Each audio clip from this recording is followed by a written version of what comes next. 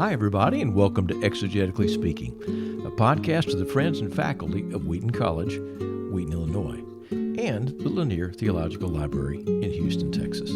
My name is David Capes, and I am the Senior Research Fellow at the Lanier Theological Library and a former dean up there in Wheaton at the School of Biblical and Theological Studies. Our purpose in these podcasts is really very simple. We want to promote the study of biblical languages, Greek, Hebrew, Aramaic, so we can read the Bible more faithfully, study it more fully, and not just read it, but to live it.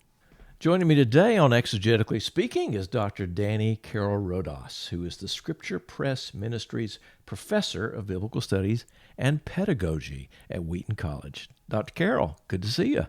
Well, thanks for having me back. It's always good to be with you, David. Thank you, and a pleasure's mine. Now, how long have you been at Wheaton College? Well, I've been there 4 years now. So 4 years. This coming academic year, I'm not sure when this podcast will come out, but Probably fall of 2020, yeah. Okay, that'll be my fifth year. Your fifth year. So you probably know where the coffee pot is by now, right? Bring my own, brother. Oh, you do? Okay. Well, you know, they used to move it around on me when I was there so that I would never find it. There was somebody behind that. I don't know. Yeah. Hey, listen, people who would come to study at Wheaton College would study in the Master of Arts in Biblical Exegesis program, and they would get to study with guys like you. Yeah, well, I would hope so. It'd be fun to have them and be able to teach them the intricacies and the beauty of Hebrew, actually. Yeah.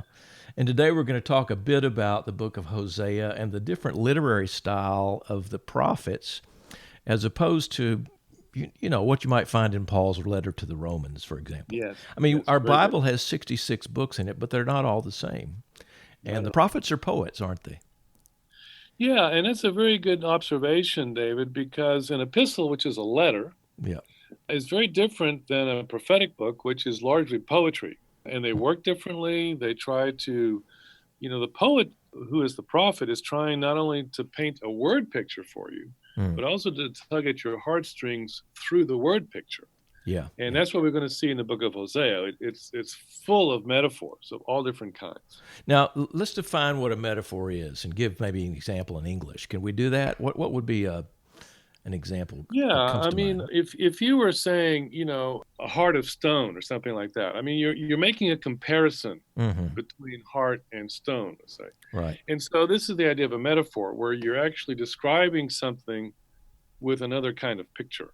Yeah. And sometimes we have what in English we call similes, where we'd say he is like something else. Yeah. When you have like, it's what we call a simile. If it's just without that kind of connector, but it's obviously a word picture, that's the metaphor.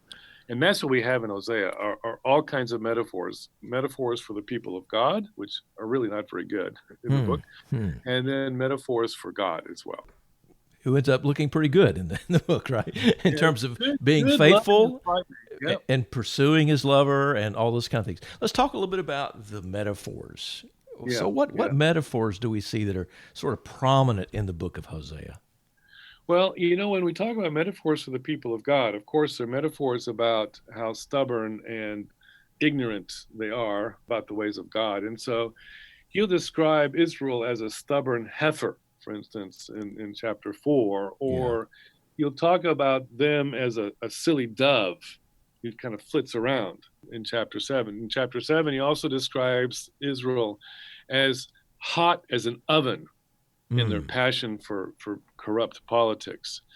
He calls them a useless twig and a fruitless vine and things like this. So you get the metaphors for the people of God.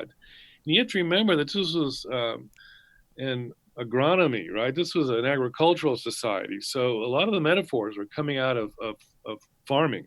Right. And that's what you find for God, too. So God will be a farmer in the book.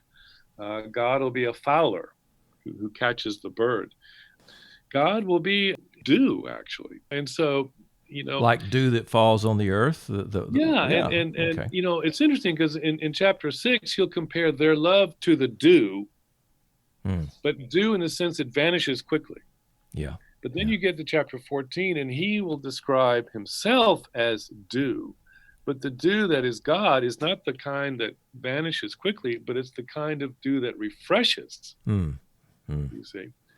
So you can also see how the metaphors are playing against each other in the Right. book. Right. There's a really wonderful metaphor too. I mean, everyone knows the Gomer story kind of thing in chapters 1 to 3, and Sure. the marriage metaphor. So I've been talking about those that are outside of chapter 3, 1 to 3, because those are the chapters that no one ever reads. Right. Read the first couple of chapters and stop.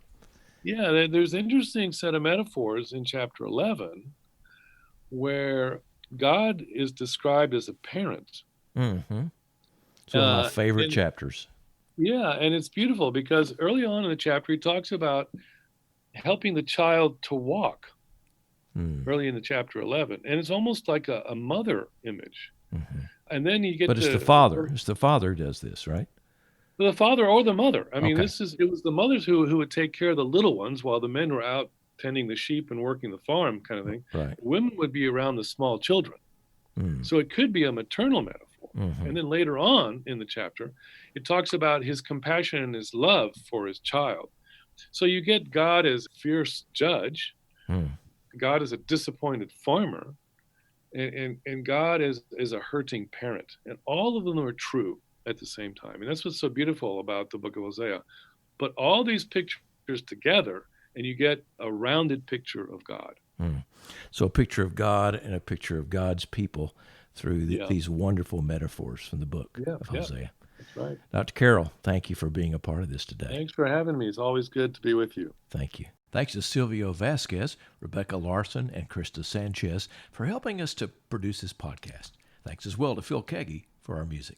If you want to study biblical languages, the best place you could do that is Wheaton College. They have an amazing program, one of the best I've ever seen, whether you want to be a graduate or an undergraduate student. So go to the website, www.wheaton.edu, and look for modern and classical languages and get started today. If you have questions or comments about this podcast, we'd love to hear from you. Contact us at exegetically.speaking@wheaton.edu. That's exegetically.speaking@wheaton.edu.